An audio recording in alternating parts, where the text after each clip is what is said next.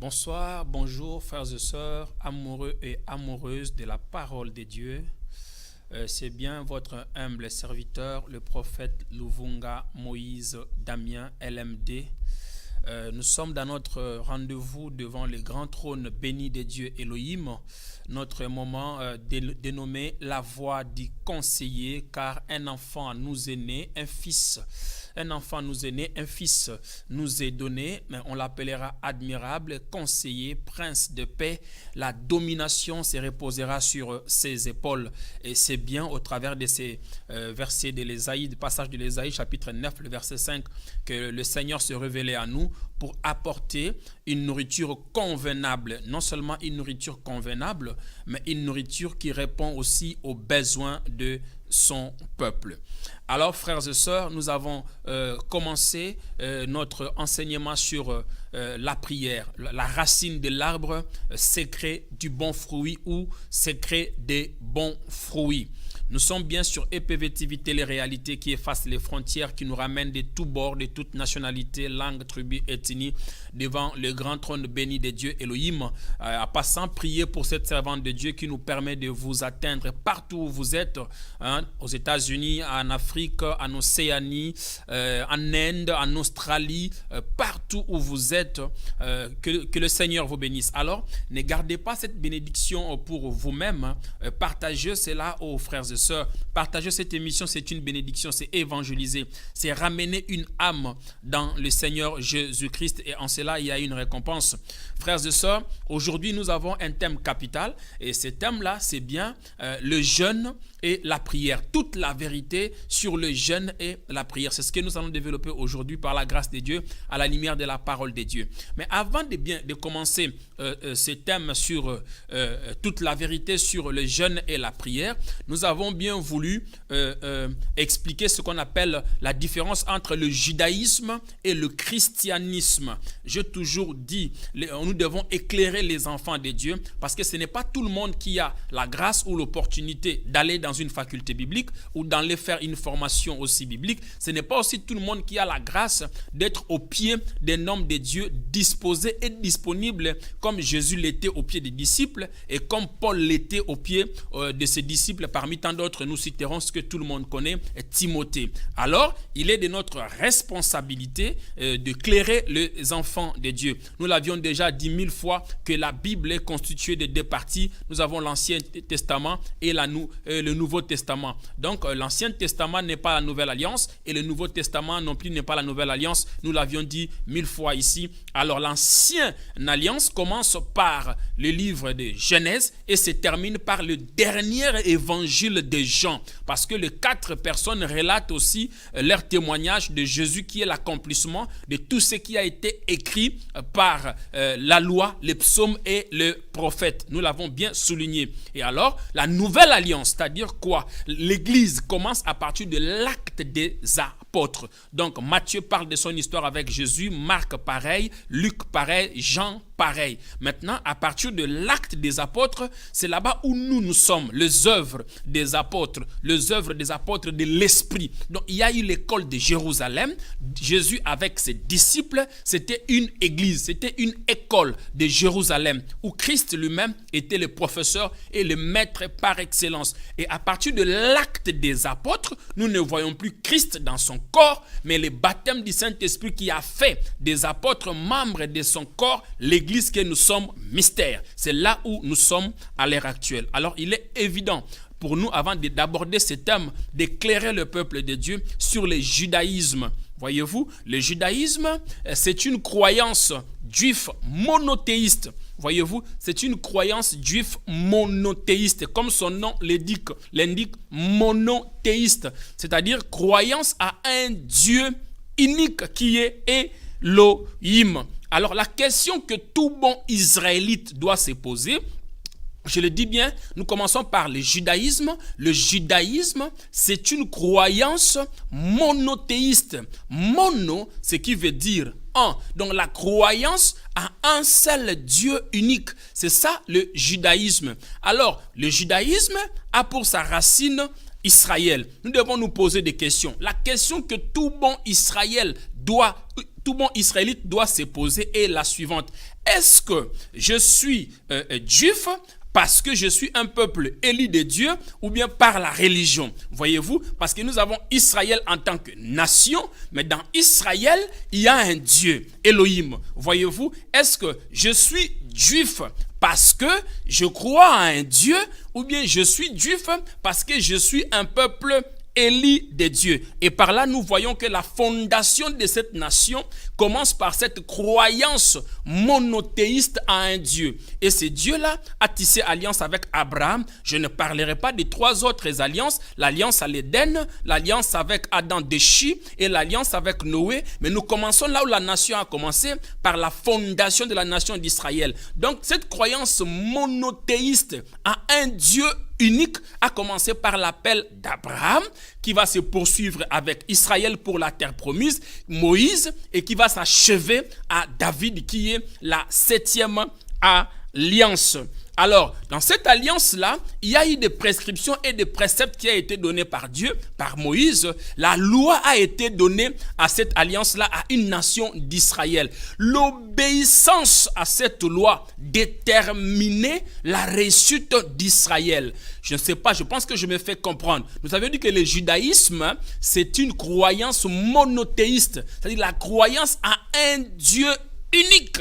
Voyez-vous, Elohim, un Dieu unique. Pour les Israélites, dans la tendance judaïque, le Dieu était unique. Cela suppose qu'il n'a pas de fils, qu'il n'a pas de mère, qu'il n'a pas de descendance. Il est un Dieu unique qui existe par lui-même. Et ce Dieu-là a tissé alliance avec leur ancêtre. Je suis dans le judaïsme, parce qu'Abraham, pour ne pas créer de confusion, est notre ancêtre, le chrétien et le juif. Mais là, nous sommes dans la tendance judaïque. Donc, ce Dieu-là a tissé alliance avec Abraham, avec Israël, avec Moïse, et cette alliance-là s'est achevée à David. Sans oublier les trois autres alliances que je précitais. Donc, cela constitue le 7 alliances de l'ancienne alliance. Voyez-vous, on appelle ça l'alliance d'Israël, l'alliance de la loi ou l'alliance de Moïse. Voyez-vous, et par là, Dieu a donné la loi qui devrait gouverner le peuple d'Israël. L'obéissance à cette loi déterminait la paix, l'abondance, la tranquillité au peuple d'Israël. Et la désobéissance à cette loi était la conséquence de tout le malheur au cours de l'histoire.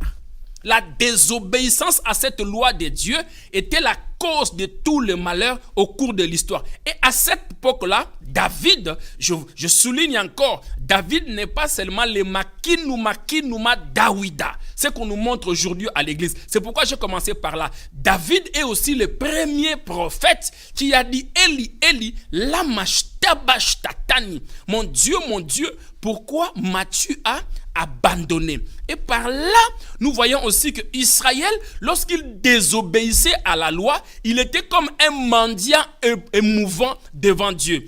Psaume 119 nous le dit. Et quand le Seigneur frappait Israël, il était là en train de crier, Dieu voit ma misère, délivre-moi, je n'oublierai pas ta loi, souviens-toi de ma cause, défends-moi à ta promesse et fais-moi vivre. Donc quand il désobéissait, c'était le pleur, c'était la souffrance, c'était les afflictions. Et la désobéissance amenait des souffrances terribles au peuple d'Israël. Et ça le poussait à se repentir, à aller dans la présence de Dieu, dans les afflictions. C'était aussi l'objet. Une des grandes raisons des jeunes d'Israël, c'est quand ils désobéissaient à Dieu.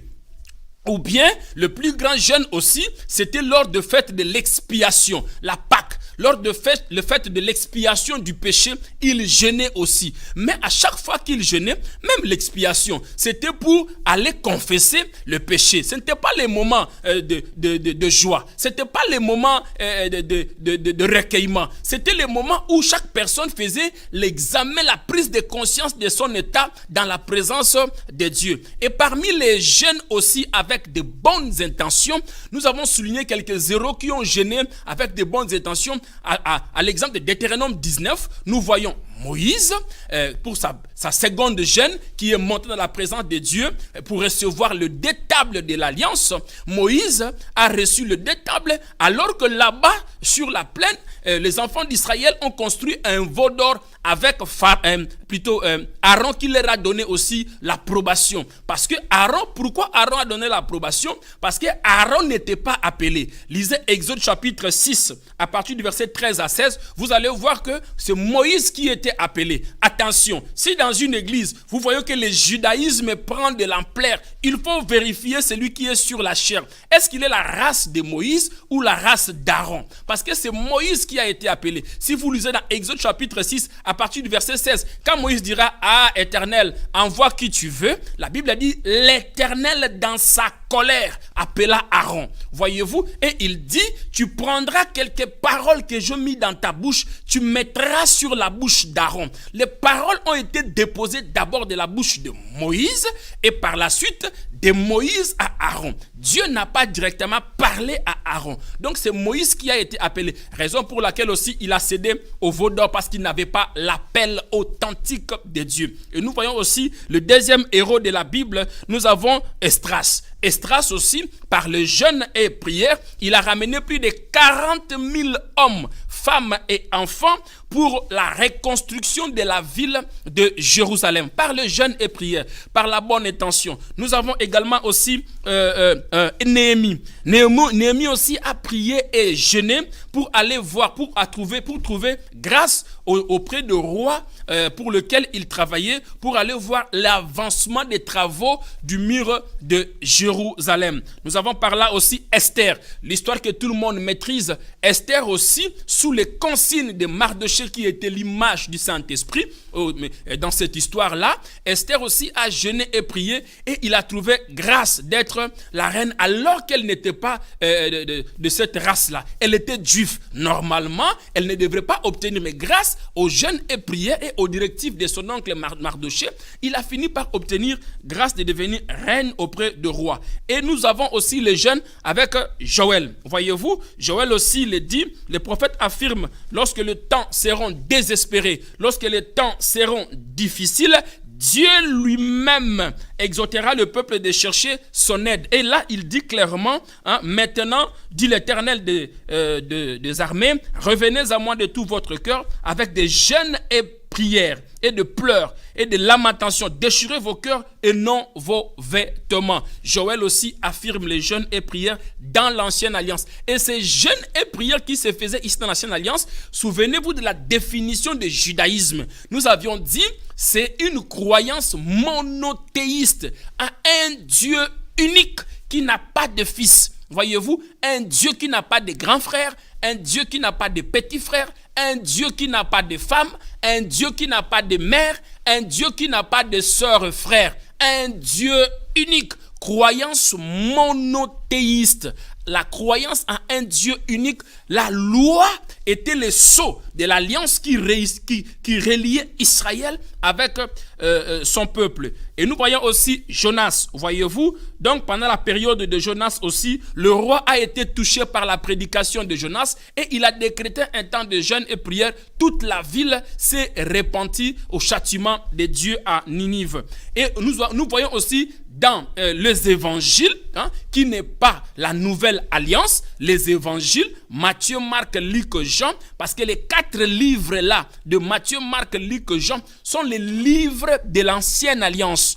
Voyez-vous, ce sont les livres de l'ancienne alliance, mais qui se trouvent dans le Nouveau Testament, qui n'est pas la nouvelle alliance. C'est-à-dire qui se trouvent dans les écrits nouveaux. Voyez-vous, mais c'est l'accomplissement de l'ancienne alliance. Dans les 4 évangiles aussi, nous trouvons dans les livres de Luc chapitre 2, le verset 34, nous révèle clairement que Siméon et Anne la prophétesse demeurait aussi dans le jeûne et prière. Parce que Anne était de la tribu aussi d'Aser. C'était vers quand Israël a été déporté par les Assyriens en l'an 721 avant Jésus-Christ. Nous signalons par là aussi que Anne a travaillé pendant 100 ans. Elle était veuve pendant 84 ans et elle était mariée pendant 7 ans. Donc, il a vécu plus de 100 ans, voyez-vous. Et elle demeurait avec Siméon dans les jeûnes et prières parce que il espérait à la prophétie d'Israël qu'il y a un Messie qui va venir. Donc, nous avons vu certains héros de l'ancienne alliance qui ont vécu dans les jeûnes et prières avec la bonne intention. Mais dans quelle tendance, s'il vous plaît? Israël a jeûné.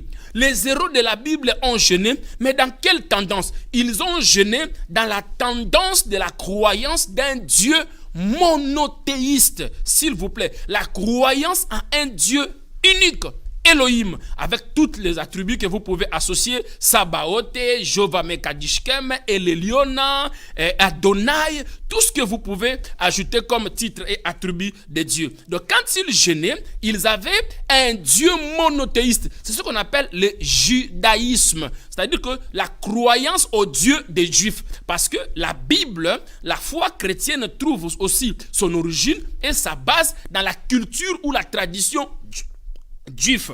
Maintenant, qu'est-ce qui est le christianisme? C'est là où nous sommes. Retenez déjà la première partie. Nous avons parlé sur le judaïsme. Maintenant, le judaïsme, nous avions dit, c'est une croyance à un Dieu unique. Très facile. Si vous ne pouvez pas retenir le mot judaïsme, retenez au moins le mot croyance. Croire veut dire mettre sa confiance, mettre toute sa confiance à un Dieu. Mais à cette époque-là de l'ancienne alliance, à cette époque-là de l'ancien testament, dans les écrits, le testament c'est pour nous, mais cette alliance-là c'est pour Israël.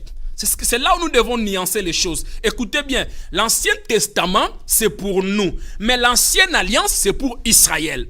C'est ça le problème, parce qu'ils ont laissé un testament, les écrits, les informations pour lesquelles nous devons nous servir. Nous devons se servir de ces informations, de leur vécu. C'est ce qu'on appelle le testament. Mais l'alliance, c'était pour Israël. Le testament, c'est pour nous. L'information est pour nous, mais le vécu est pour Israël. Ce peuple ont jeûné et prié avec la tendance ou la croyance en un Dieu unique, le judaïsme. Une raison valable de la mort de Jésus, avant d'arriver dans le jeûne à notre époque. Une raison valable. Frères et sœurs, retenez ça une bonne fois pour toutes. Une raison valable de la mort de Christ, c'est parce qu'ils avaient une croyance judaïque. Une croyance en un Dieu unique qui ne peut pas prendre la forme humaine et s'approcher de l'homme. Voyez-vous, une des raisons valables pour la mort de Jésus. Nous avons compris ce qu'on appelle le judaïsme. Donc, à partir d'aujourd'hui, qu'aucun pasteur ne puisse te tromper à ce sujet. Le judaïsme, Israël en tant que nation, mais l'Israélite lui-même, jusqu'aujourd'hui, il doit se poser des questions. Je suis juif par la nation élue ou bien par la religion. C'est là où se trouvent les problèmes. Parce que eux-mêmes, ils sont en confusion à l'heure actuelle. Il y a une partie qui croit au christianisme, il y a une partie qui croit au judaïsme. Voyez-vous, est-ce que je suis juif parce que la nation Israël a été élue et choisie par Dieu comme étant une nation sur laquelle Dieu devrait se révéler en tant qu'un Dieu saint. Et par eux, nous devons avoir la révélation d'un Dieu saint. Voyez-vous, est-ce que lui-même, l'Israélite, il est Israélite par la religion ou bien il est Israélite parce qu'il est né d'Israël?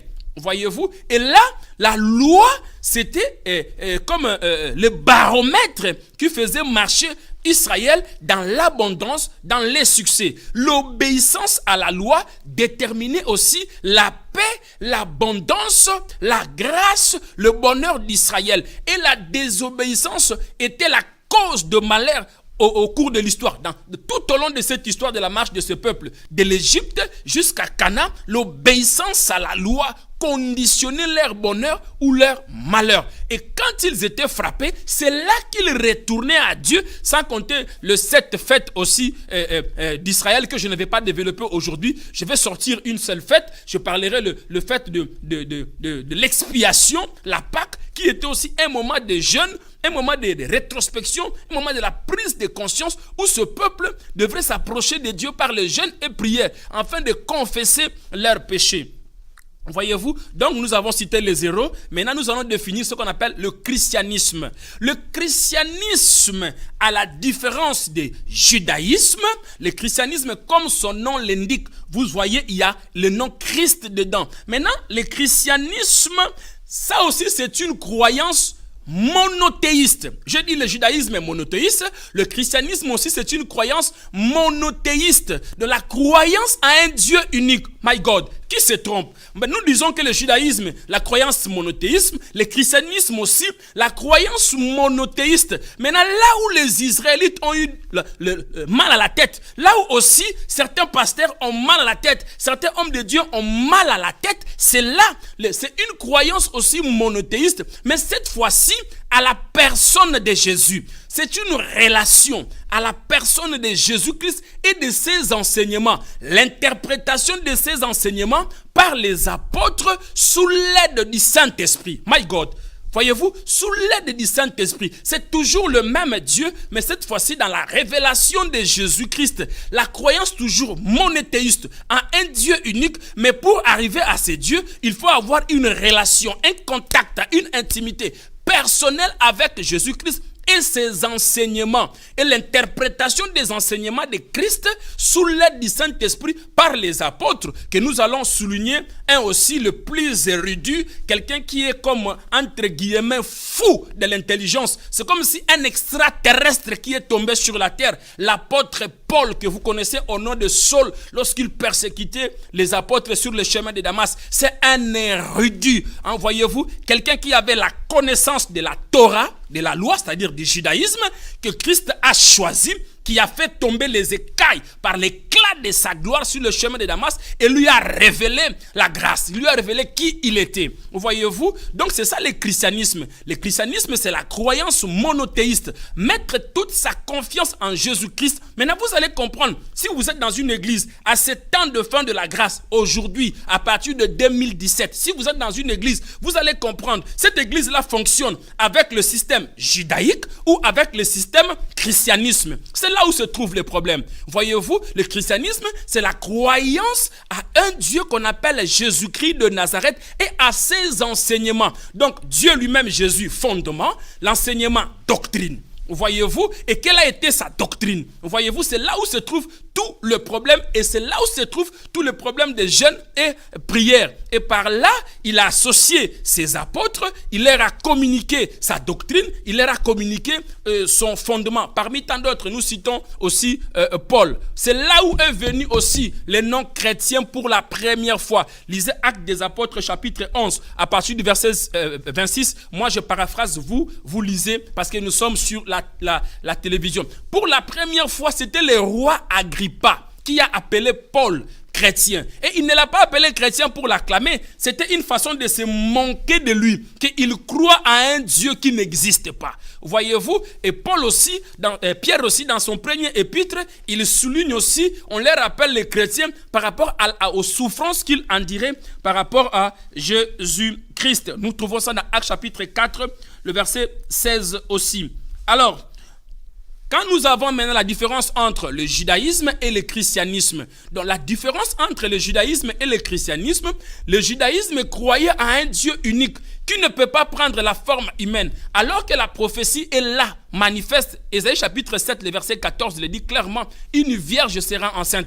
Genèse chapitre 3, le verset 16 le dit, sortira de toi une postérité qui écrasera l'ennemi. Ils avaient les annales, qu'un Messie devrait venir, mais c'était difficile pour eux de croire que Dieu Tout-Puissant va prendre la forme humaine et s'approcher de l'homme. C'est-à-dire quoi? Le royaume des cieux ne peut pas devenir royaume de Dieu et s'approcher de l'homme de façon humaine et révélée. C'était la folie. C'est pourquoi l'apôtre Paul dira aussi, la prédication de la croix est une folie pour ceux qui périssent, mais la vie éternelle pour tous ceux qui croient. Voyez-vous, donc la différence entre le judaïsme et le christianisme. Dans l'ancienne alliance, ils jeûnaient, ils priaient, mais avec la tendance judaïque, avec la tendance d'un Dieu monothéiste qui n'a pas de fils, qui n'a pas de mère, qui n'a pas de sœur. C'est pourquoi vous voyez, dans le judaïsme, Dieu n'a pas travaillé avec des enfants. Ils n'étaient pas des enfants de Dieu. Maintenant, vous comprenez, parce que c'est une croyance monothéiste. Dieu n'a pas de sœur, Dieu n'a pas de mère,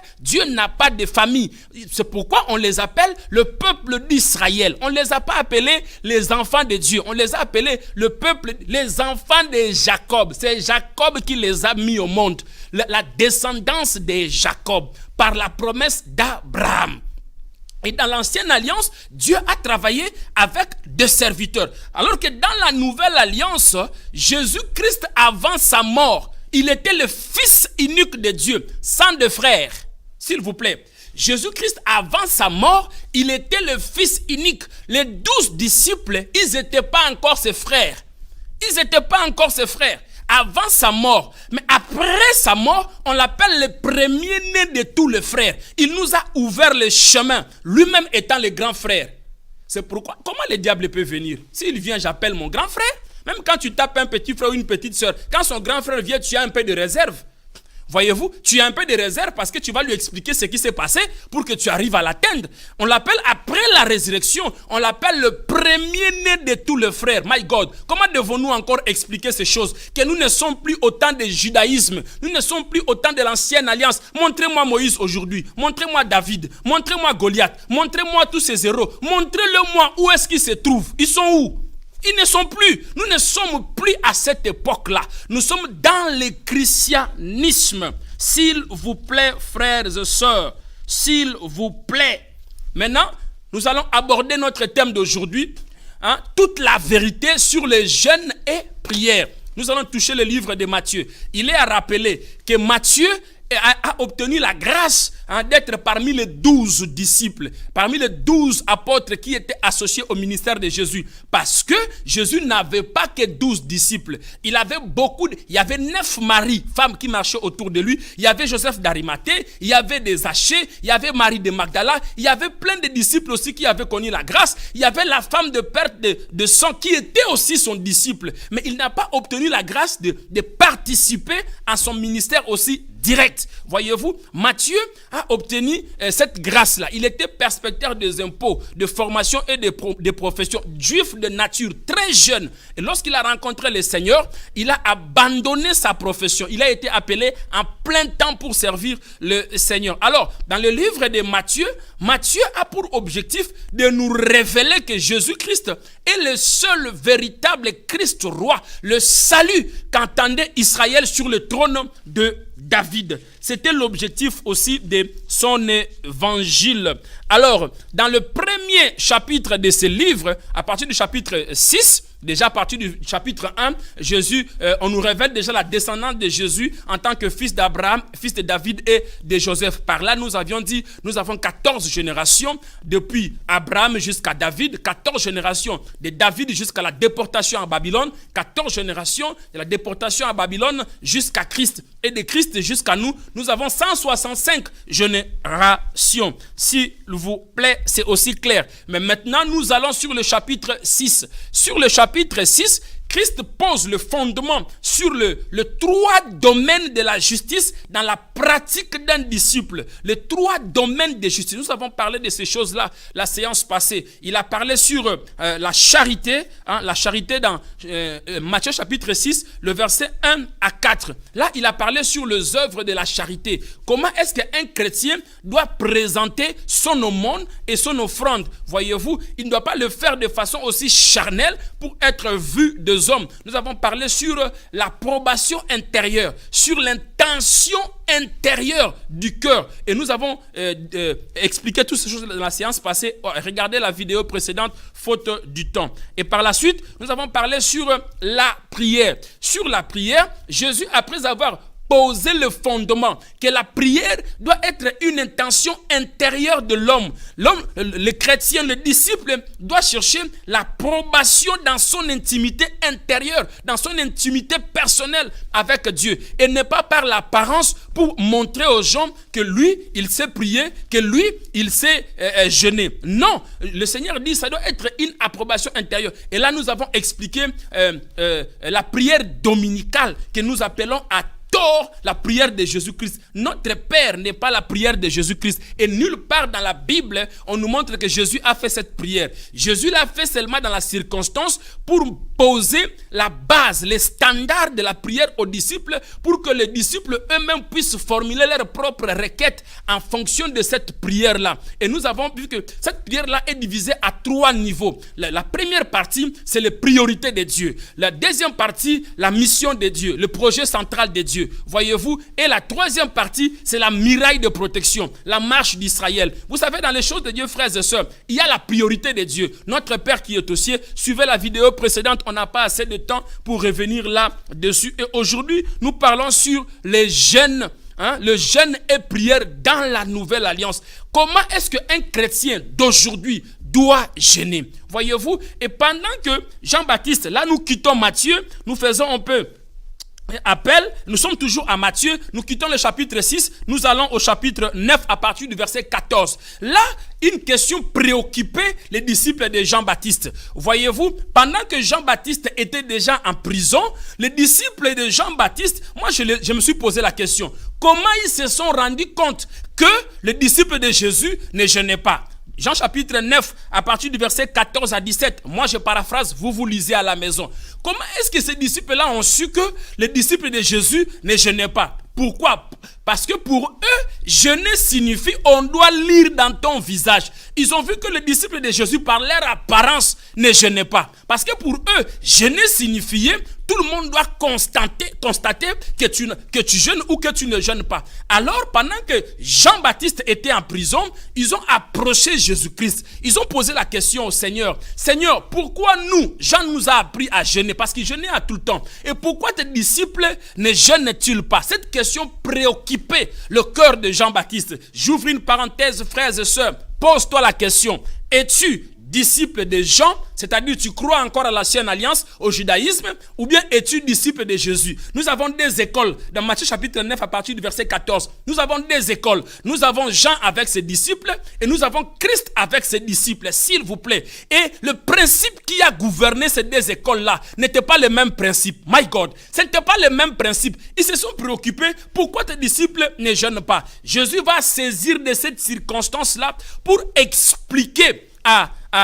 aux disciples de Jean que Jean était l'introduction d'une époque, d'une ère, d'une période qui s'est introduite et qui a pris fin.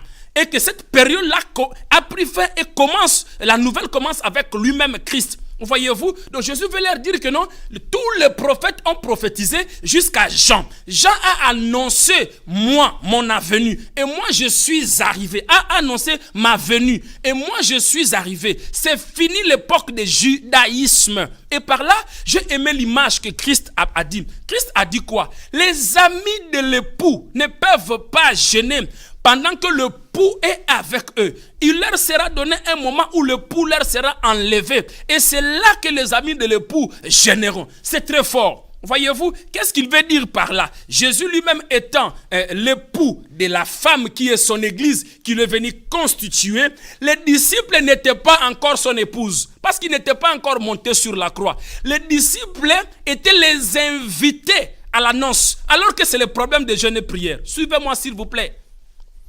Voyez-vous, il donne une image aussi très prophétique. Il dit les amis de l'époux. Il ne dit pas que mon église, il n'est pas encore monté sur la croix.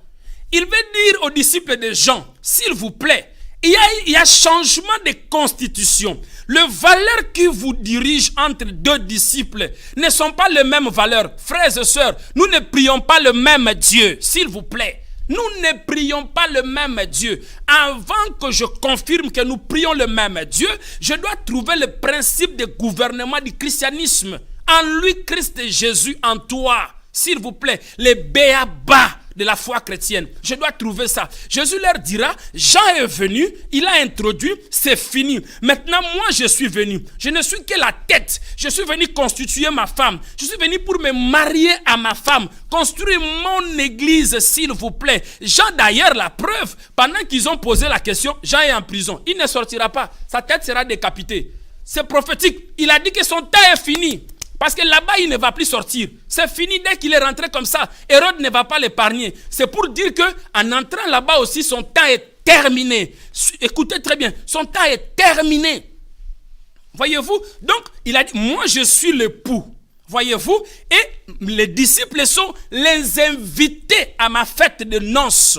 Ils ne peuvent pas jeûner en signe de deuil, comme Israël jeûnait, montrer l'apparence de la souffrance, l'apparence de deuil, pendant que le pou est avec eux. Il veut parler quoi? De sa première venue et de sa seconde venue. Quand est-ce qu'ils seront en deuil pour jeûner et prier? Par sa mort, son ensevelissement et sa résurrection, son ascension au ciel. Là maintenant, c'est là, cette période-là nous sommes.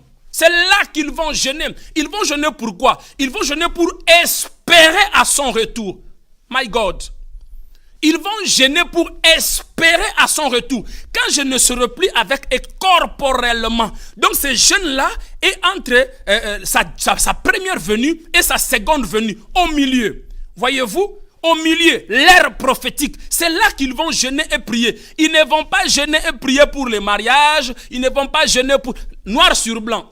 Ils ne vont pas jeûner pour les mariages, ils ne vont pas jeûner pour des maisons, ils ne vont pas jeûner parce qu'ils sont liés, ils ne vont pas jeûner comme Israël dans l'ancienne alliance. Pour le pain, ils devraient jeûner. Pour gagner Jéricho, ils devraient jeûner. Il s'est lamenté en fait. Mais là, Christ dit, il les appelle les amis de l'époux. Il ne les appelle pas l'épouse. Mais aujourd'hui, nous ne sommes plus les amis. Nous sommes son église, son époux. Parce que lui-même était là. Il dit les amis de l'époux ne peuvent pas jeûner. Il appelle les disciples quoi? Les invités au mariage de noces. My God. Les invités au mariage de noces. Donc ils doivent participer à ces mariages-là. Et dans les mariages, il y a des choses qu'on boit, il y a des choses qu'on mange. C'est pourquoi il les a dit, vous me suivez pour le pain. Mais cette fois-ci, vous allez manger mon corps et boire mon sang. Voilà la raison de ces mariages. Si vous êtes le vrai invité qui veulent vraiment s'associer à moi, vous devez manger mon corps et boire mon sang. Et vous allez devenir une partie de ces corps. Non seulement les invités. Mais là, il dit, ils sont des invités aux noces. Vous voyez, l'heure viendra quand le pou leur sera enlevé et ils vont jeûner en signe de deuil. Le jeûne de la nouvelle alliance signifie aussi les afflictions. Voyez-vous? Donc un bon chrétien doit du jour au jour jeûner pour activer sa foi et espérer au retour de Christ dans l'alliance de paternité. Je vous ai dit qu'avant sa mort, voyez-vous, il y a Christ avant sa mort et Christ après sa mort. Voyez-vous, après sa mort et avant sa mort. Il y a Christ avant sa mort. Il prêchait en parabole. Après sa mort, il ne prêchait plus en parabole. C'est pourquoi aussi la parole est aussi révélatrice et aussi claire. S'il vous plaît, il dit les amis de l'époux ne peuvent pas jeûner pendant que l'époux est avec eux. L'heure viendra où l'époux leur sera enlevé. Quand est-ce que l'époux leur a été enlevé? Lorsqu'il a été arrêté, enseveli, ressuscité, monté au ciel. Il est revenu maintenant en esprit. Ce n'est plus maintenant le judaïsme monothéiste où Dieu reste au ciel. C'est là où ils ont la folie. Où Dieu reste au ciel. Maintenant, il est en nous. Il vit en nous. Il est dedans. Comme je parle là, il est dedans. Il vit en moi. C'est un mariage éternel. Je ne suis plus ami, invité de la noce, mais je suis moi-même son épouse après la résurrection. Et c'est là Christ dit, entre ces deux venues, quand je vais monter corporellement, le monde ne va pas croire en moi. Oui, le monde ne me connaîtra pas parce qu'ils n'ont pas cru en moi, mais vous allez me reconnaître. Souvenez-vous de cette promesse-là. Il dit, ils ne vont pas me reconnaître. Le monde, qui? Le monde. Pourquoi? Parce qu'ils n'ont pas cru à moi. Ils n'ont pas cru à la parole de la vérité. Mais vous allez me reconnaître. C'est pourquoi je ne suis pas étonné quand un païen ne croit pas au christianisme. Quand il ne croit pas en Jésus-Christ, c'est normal parce qu'il ne l'a pas reçu. Il ne peut pas le comprendre. Et il ne le voit même pas sur la terre. Moi, je le vois parce que la promesse a été donnée. Moi, je vais le reconnaître. Pourquoi? Je suis son époux. Souvenez-vous, c'est Rebecca qui a identifié le départ d'Isaac. Il dit, je vois comme si mon mari va mourir. comme si mon mari va partir. Jacob était là, Ésaü était là aussi. La promesse était là, la loi était là aussi. S'il vous plaît, il a dit à Jacob, fais attention. Je vois comme si ce monsieur veut partir. Pourquoi? C'est seulement Rebecca qui était l'église, qui a identifié que Isaac, d'ailleurs sa vision commence à devenir un peu compliquée. Il n'identifie pas qui est Joseph, qui est Jacob, qui est Ésaü. C'est pourquoi même il a croisé les bras. C'était prophétique. Il y avait la promesse et il y avait la loi. S'il vous plaît. Voyez-vous, et c'est par là, entre ces deux venus, Isaac doit partir, Jacob doit sortir, parce qu'Abraham est l'image de Dieu le Père dans l'ancienne alliance, Isaac le fils, Jacob le Saint-Esprit. Il a eu 12 fils. Voyez-vous, Jésus a pris 12 disciples, le 24 trônes. Voyez-vous, et par là, il dit, quand l'époux va partir, leur sera enlevé dans l'enlèvement et l'espérance du retour. C'est là qu'ils vont jeûner. Il associe encore une autre image aussi très pertinente. Voyez-vous, Jésus-Christ répond par l'image de l'époux et ensuite il dit encore une image très pertinente. Jésus-Christ pose la question aux disciples de Jean-Baptiste et il leur répond aussi par l'image. On ne peut pas mélanger un drap neuf par le vieil drap. Voyez-vous, on ne peut pas raccommoder le drap neuf par le vieil habit. Autrement dit, quand on va laver ces tissus-là raccommodés, quand on va rétrécir ces habits, la déchirure sera encore grande dans le vieil outre. Qu'est-ce qu'il veut dire? Nous ne pouvons pas aussi associer la loi à la grâce. Et c'est ce qui se passe aujourd'hui.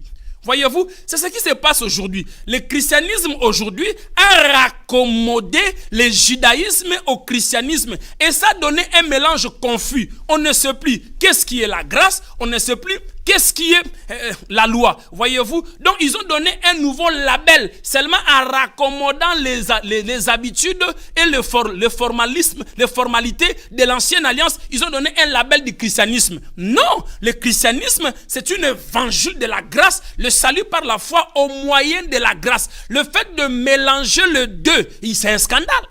S'il vous plaît, qu'est-ce qui va se passer? Lorsqu'on mélange le judaïsme au christianisme, lorsqu'on mélange la loi à la grâce, qu'est-ce qui se passe? C'est la confusion totale qui règne. On ne sait plus c'est quoi, c'est quelle religion. Ce sont les œuvres mortes qui vont s'installer à l'église. Voyez-vous, on ne peut pas associer un nouveau habit au vieil habit. Jésus dira autrement dit, quand tu vas mettre ça dans l'eau, tu vas laver et quand tu vas rétrécir, comme les vieils habits sont déjà presque usés, la déchirure de ces vieux habits sera aussi très grande. C'est ce qui se passe aujourd'hui. Nous sommes dans la nouvelle alliance, mais on nous amène dans les jeûnes et prières de l'ancienne alliance, au formalisme de l'ancienne alliance, noir sur blanc sur la Bible. Jésus dira que la déchirure sera très grande.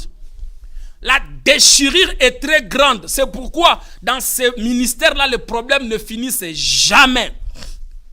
Il dit la déchirure sera très grande. Le problème ne finissent jamais. Autrement, qu'est-ce qu'il veut dire? Si vous raccommodez la foi, la grâce, la faveur imméritée, avec des pratiques de formalité, voyez-vous, pour être béni, il faut faire ceci, pour être guéri, il faut boire ceci, c'est la loi, c'est le judaïsme, voyez-vous, et là nous sommes dans la confusion, on ne sait plus, est-ce que nous sommes au temps de judaïque, ou bien nous sommes dans le christianisme, nous sommes dans l'ancienne alliance, ou nous sommes dans la nouvelle alliance. La confusion s'installe, la confusion totale s'installe entre le judaïsme et le christianisme. Voyez-vous, la confusion totale s'installe et les gens se retrouvent dans la confusion totale. Il associe aussi, il dit, on ne peut pas prendre le vin nouveau, le mettre dans le vieil outre. Autrement dit, dans une compréhension aussi terre à terre, on ne peut pas prendre un vin nouveau, le mettre dans des anciennes vases. Autrement dit, l'efficacité de la fermentation de vin nouveau va éclater le vieil vase.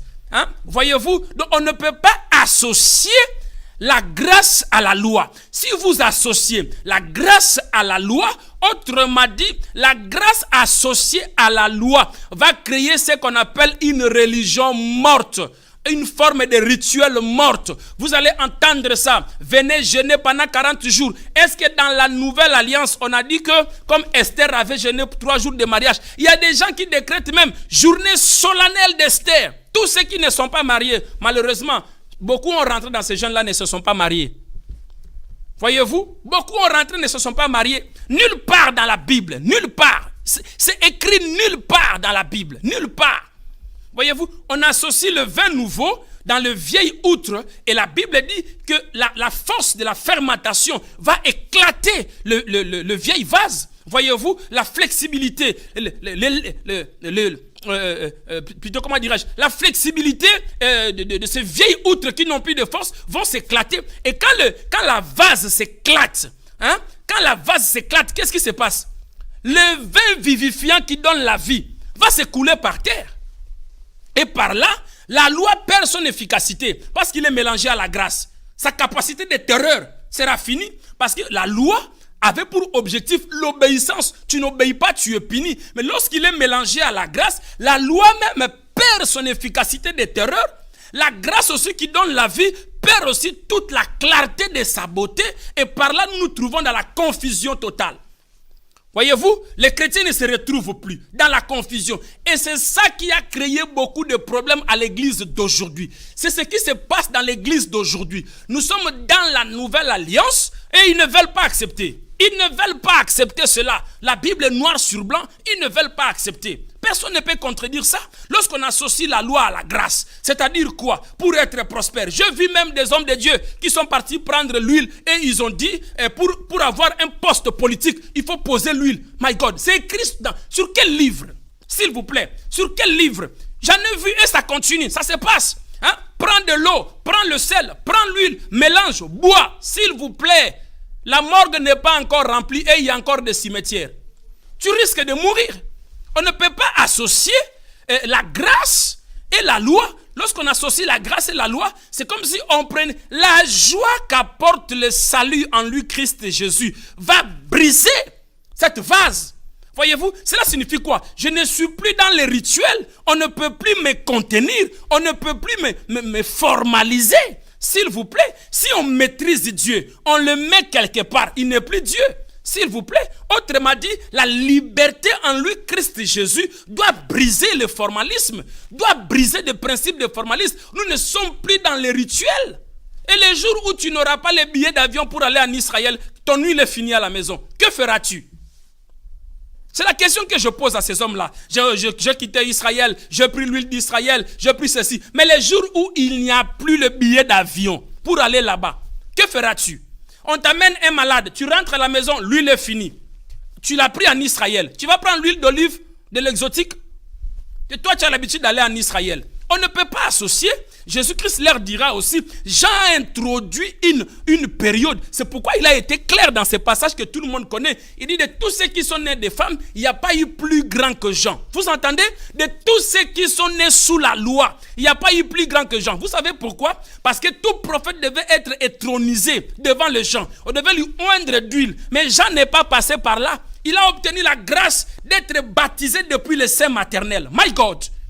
D'être baptisé depuis le sein maternel. C'est pourquoi Christ dira, c'est moi-même qui l'ai introduit. Il est plus grand que vous tous. Non seulement, il a aussi préparé la venue du Messie. Moi, je suis venu. Par conséquent, les gènes, les principes qui dirigent mes disciples à moi sont différents de vos principes. Parce qu'ils regardaient les disciples, ils ne voyaient pas les joues foncés, ils ne voyaient pas leur visage triste, ils ne voyaient pas leur habit usé, ils ne le voyaient pas avec le cendre.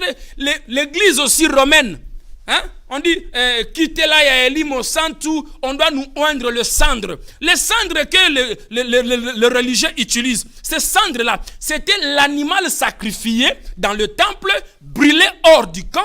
Le cendre répandu sur le corps de la personne couvrait ce péché pour un délai d'une année. Maintenant, le cendre que le religieux, quittez la ya poutoulou, le cendre que le religieux met sur le corps, quel animal qu'il brûle? Quel animal qu'il brûle? En termes clairs, le religieux, lorsque vous allez dans ces cérémonies, on dit, il y a une différence entre le culte et la messe.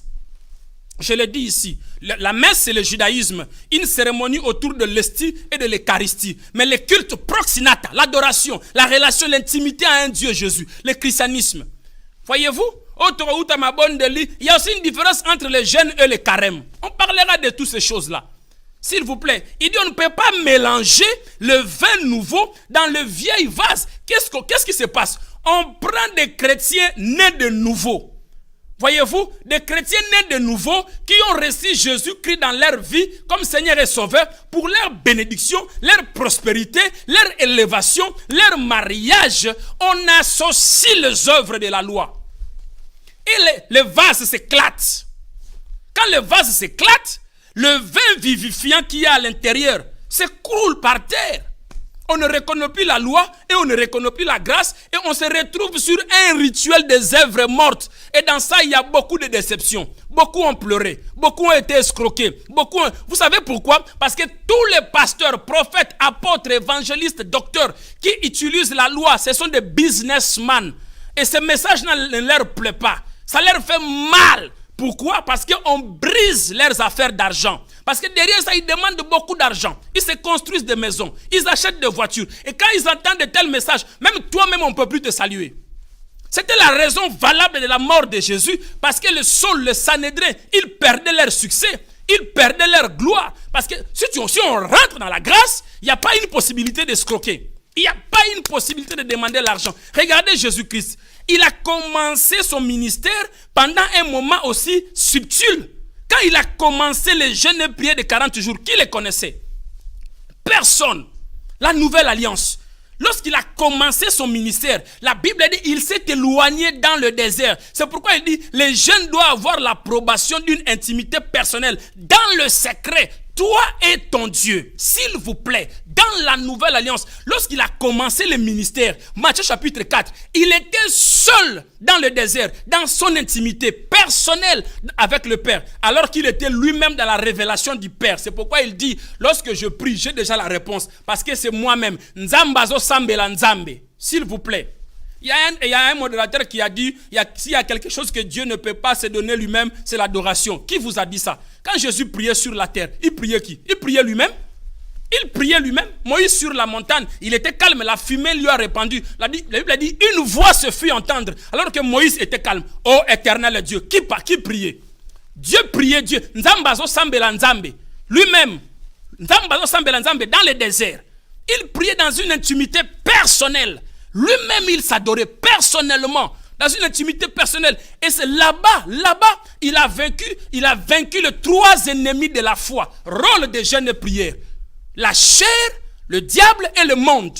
Les trois ennemis de la foi. Adam aussi a été tenté, et Ève, dans les trois dimensions. La chair, l'orgueil et la convoitise. Et là, il a vaincu, dans le jeûne et prière. Et c'est ces trois ennemis de la foi qui nous combattent aujourd'hui.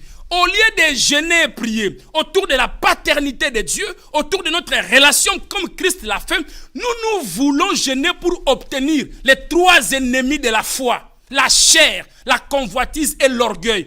Nous jeûnons aujourd'hui pour ça. Pasteur pauvre religieux, apôtre pauvre religieux, docteur pauvre religieux. Les trois ennemis de la foi pour lesquels Christ, avant de commencer son ministère, est allé dans le désert. S'il vous plaît, la chair, le monde et le diable. Voyez-vous, il lui a proposé le pain physique. Il lui propose ce qu'il est déjà. Le diable te propose ce que tu es.